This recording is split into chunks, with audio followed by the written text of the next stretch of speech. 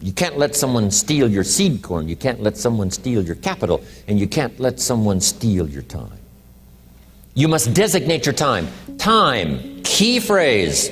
We all have a limited supply. My father had 93 years, but it seemed short. In his seemingly long life of 93 years, it was short because it just seems like if we only had more time. So, the key is time is precious. Now let me give you Bill Bailey's description of time. Life is not just watching the clock tick away. Life is a collection of experiences.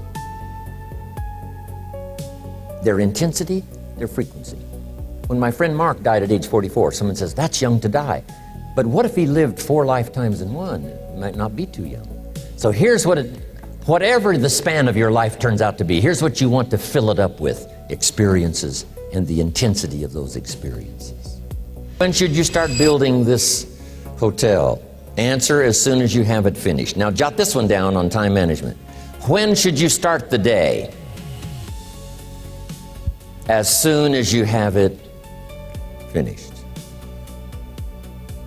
Plan the day the best you can, leaving plenty of room for improvising and surprises and all the stuff that happens during the course of the day.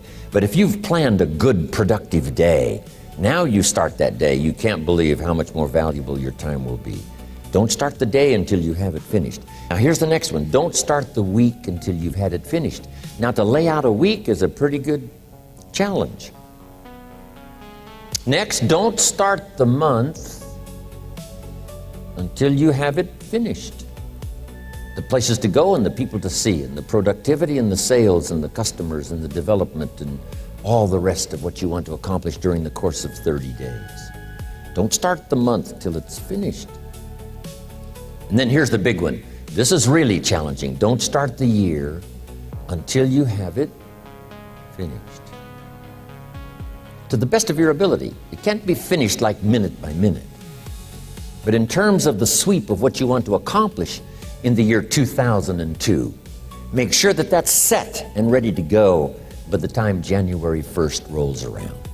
And it might get all upset, and it might get torn up and you do a new one. You make so much progress the first 90 days that now you've multiplied it all by 2, by 3. Because that happened to me. I thought, wow, this is going to be a great year. By the time I'd finished the 3rd month, I'm rolling, I'm soaring. So many things are happening, I revised my whole year's plan. If you're getting too pressed, you might consider stepping down to something with a little easier time pressure. Little girl says to her mother, Daddy comes home, brings his briefcase and pats me on the head and says hello, disappears and works on his papers. How come my daddy doesn't play with me? And her mother said, look, your daddy loves you very much, but he's so busy at work, he can't get it all done, he has to bring it home. He loves you, but that's why he can't play with you. And the little girl said, why don't they just put him in a slower group?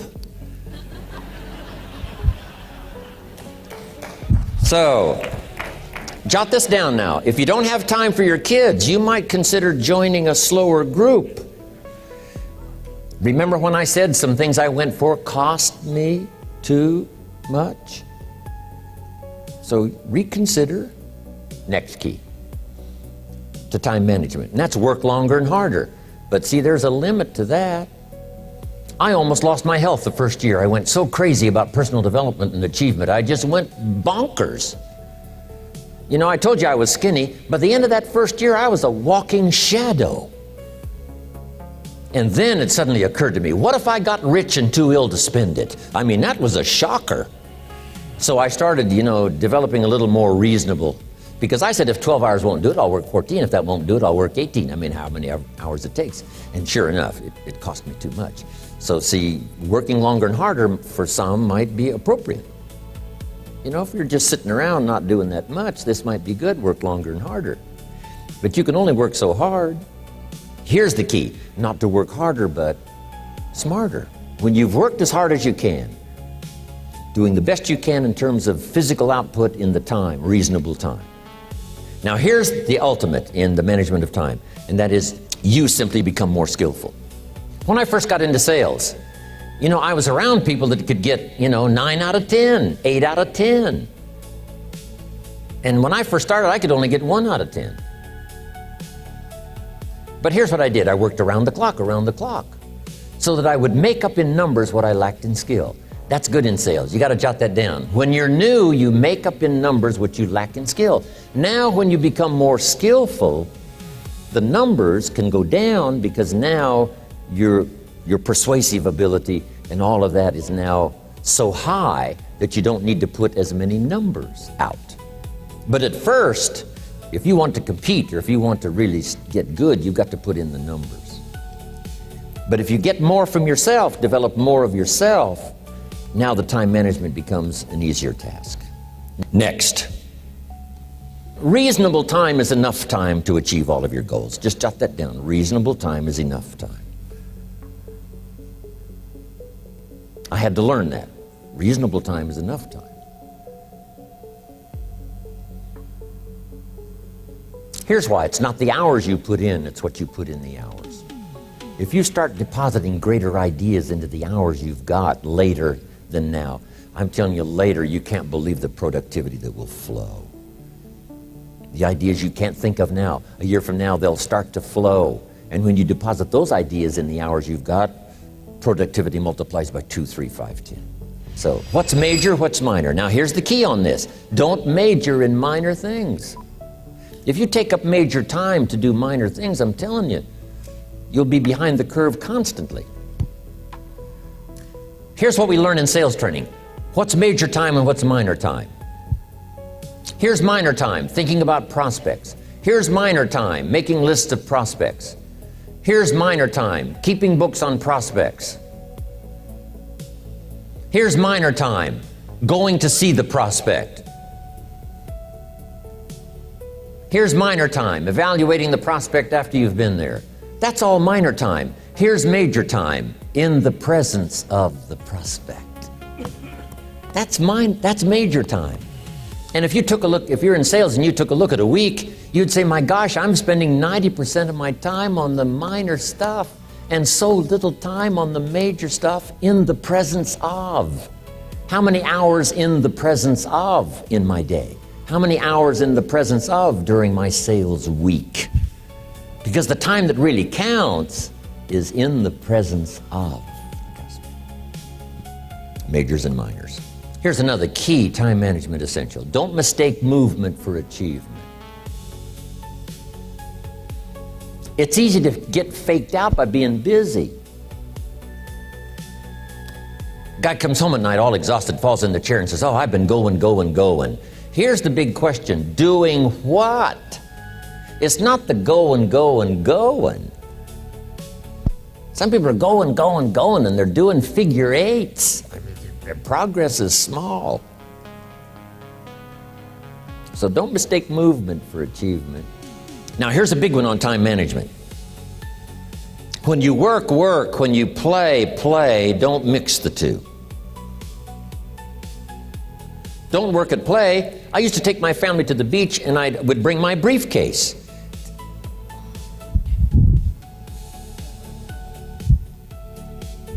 I learned not to do that. Or at the beach, I'm saying I should be at the office. Now my family's upset because I'm at the beach and I'm thinking office. Now when I'm at the office, I'm thinking what? I got to get my family to the beach. So things are not going too well at the office because I'm thinking beach, and things are not going too well at the beach because I'm thinking office. Here's what I learned to do. At the beach, be at the beach. At the office, be at the office. Now here's one of the most important ones. Don't play at work. Work is too serious. You don't want the reputation of being the office joker. It's not a good one. Yes, there's time for some pleasant stories. Yes, there's time for a little humor. Yes, best if it's a happy office, of course.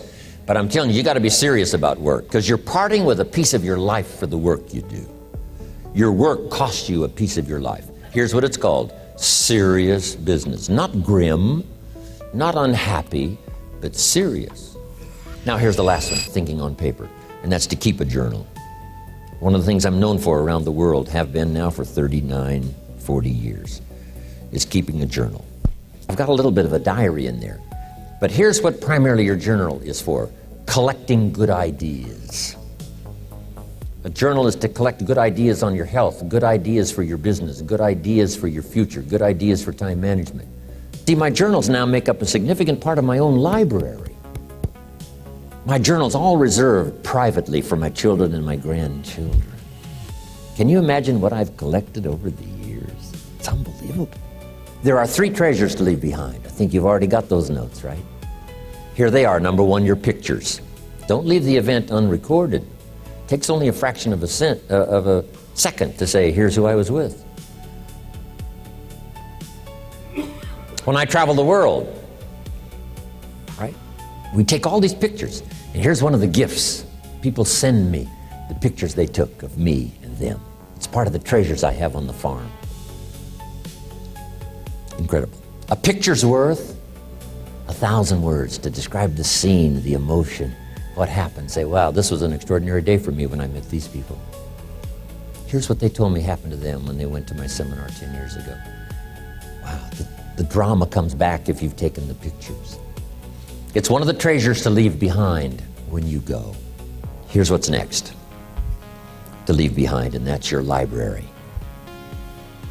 The books that changed your life, the books that changed your health, the books that rescued you from oblivion, the books that you passed on to other people, they were so exciting for you, the books that made you financially independent, the books that developed your leadership, the books that gave you wisdom to ponder when things were tough, the books that got you through the winter, the books that helped you to plant in the spring and harvest in the fall. What a treasure to leave behind. If you do that, here's what's for sure. Your books will be more valuable than your furniture. Wow. Now, the third treasure to leave behind is your journals. The notes you took that helped you to live life as you lived it.